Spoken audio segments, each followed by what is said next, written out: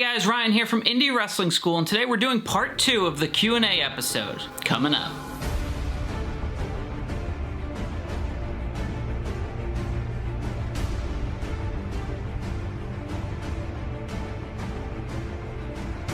Hey guys, thanks for checking out this video. If you're new here, please consider subscribing below. We put out new videos every single Thursday for 3 Minute Thursday. So last week you guys had sent in a bunch of questions and I got to as many of them as I could, but it really kind of went over in time. So I wanted to get back with doing the Q&A here and kind of pick up where we left off basically. Vin from New Jersey asks, rings, how many sides? 4, 8, 32, 64? What is the most bestest? Well, thanks Vin for your question. I don't know that I've ever discussed this, but I'm not a fan of the 6-sided ring that TNA used to use or Impact used to use. It just didn't work for me. I've heard that it's especially stiff on the wrestlers. I heard that the ropes are especially stiff. I've never used one. I've never been in one, so I can't personally attest to it. But for me, a traditional 4x4 ring is the way to go. As for the size of the ring, 16, 18, 20 feet is good. 20 feet is a huge ring, so if you have a small venue, make sure you're not using that. Also, if you have low ceilings, you might want to get a low-rise ring because then nobody can touch the top rope for even as simple as something like an elbow drop off the top rope. So that's always a factor you want to throw in there. You always want to think about your venue size before you think about the ring size. Roughly, how much does it cost to run your entire show, your entire first show? And that's from Will Ed. So Will, that's a loaded question because it entirely depends on your costs, and I know that's kind of a simplified answer, but it's 100% true. So are you bringing in WWF names? Are you bringing in ECW guys? Are you bringing in former WCW names? Are you bringing in people from TV? What's your venue cost? Are you renting a $10,000 building, or are you renting, a local VFW for $500? If you're looking for what's it going to cost me to run a wrestling show my first time for fairly cheap, I would say without promotion, without putting up posters, you're looking at about $2 grand if you have none of the equipment yourself. I would say figure $500 for the venue, $500 for the ring, $500 for talent. If you're only using local names, and honestly it's probably going to be closer to $1,000 for that. And there's also going to be costs that you're hoping to get back, like food and water and stuff like that you're hoping, I'll put in $100 out on food, I'm hoping to get $200, $300 back, but it's a gamble. You won't know until the day of the show, and you won't know until you have a crowd there. Where is your promotion based in? So we're based in New Jersey. We've run shows in Pennsylvania. We've run shows in Delaware. We've run shows in South Carolina. Primarily, most of my shows have been out of New Jersey. I'm from New Jersey. It's easier for me to promote there. So I know a lot of people get into this and they say, I'm from Wisconsin and I want to run in New York. Well, that really doesn't make any sense unless you're spending a couple weeks in New York months before the show to promote it. So you got to be aware that it sounds great that I'm promoting a show in New York, but realistically, did it make sense? Does it make sense? Are you able to promote? If there's an issue, are you able to get there or handle it all via phone or emails? So keep that in mind. It's not just about where you're going to run, it's where you're located right now that makes the most sense.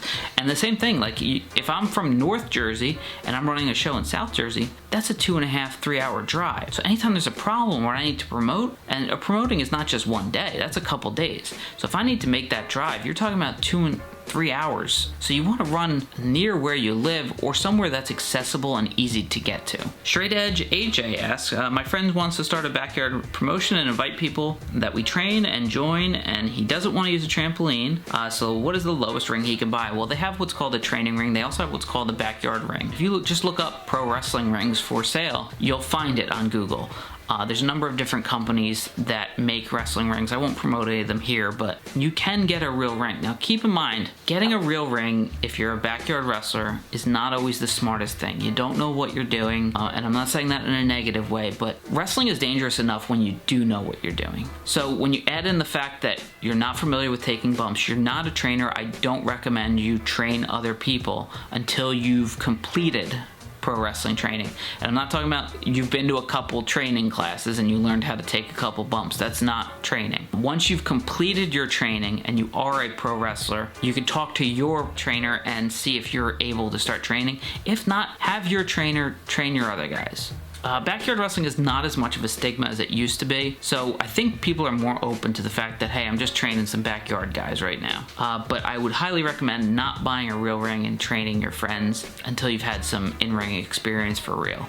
Sean Clement asks, and this is going to be our final question for today. I have a 12-year veteran, and he names the guy from Pittsburgh, willing to help if I get things started. Question for the person thinking of starting up.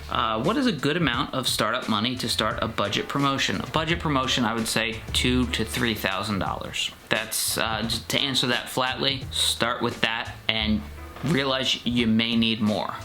Jacksonville has 4 WWE shows a year, maybe 2 shows from a part-time indie company in Georgia, and a small promotion focused in the worst neighborhoods of the city.